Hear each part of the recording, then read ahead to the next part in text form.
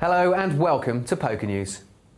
The United Kingdom Department for Culture, Media and Sport, DCMS, plans to host an international summit for world governments to attend in London this October in order to discuss regulations and codes for online gambling centres. Tessa Jow, the Culture Secretary, said the goal of the summit is to get international agreement on a new code of practice. With a recent change in the law, the UK became the first industrialised nation to legalise online gambling. The change also set up regulations for the industry in the UK, which they want to encourage other nations to do. The DCMS plans to invite the International Monetary Fund and World Trade Organisation, along with ministers from all the main offshore gambling jurisdictions, to encourage regulations and discuss setting up a universal code of practice for the online gambling industry as a whole.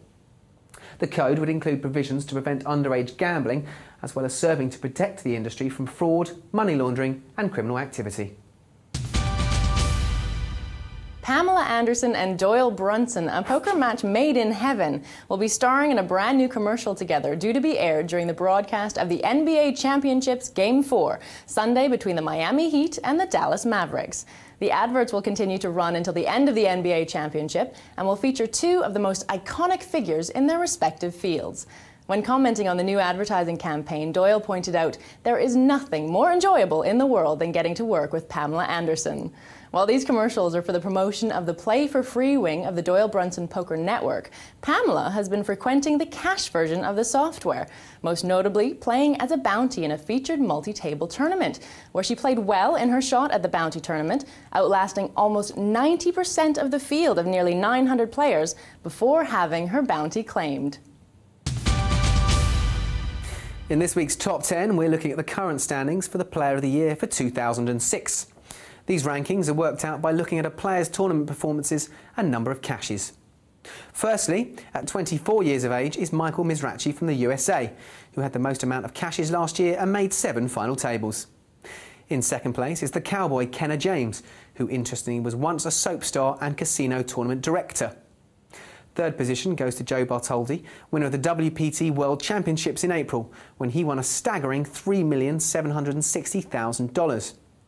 Following in fourth is Joe Tahan, who on the 4th of June outlasted 349 players at the WPT Mandalay Bay Poker Championship and won $1 million. The 25-year-old Nam Lee is in 5th place. He's won over $2 million in just 3 years, and on March the 3rd, 2006, won the WPT 4th season Bay 101 Shooting Star event. In 6th is Stanley Wise, who's won 2 WPT events this year. Alan Goering comes in 7th, a player that says he only plays for fun, but is a formidable player against any of the pros out there. And in 2003 won the inaugural WPT Championship against Ivy, Brunson and Forrest.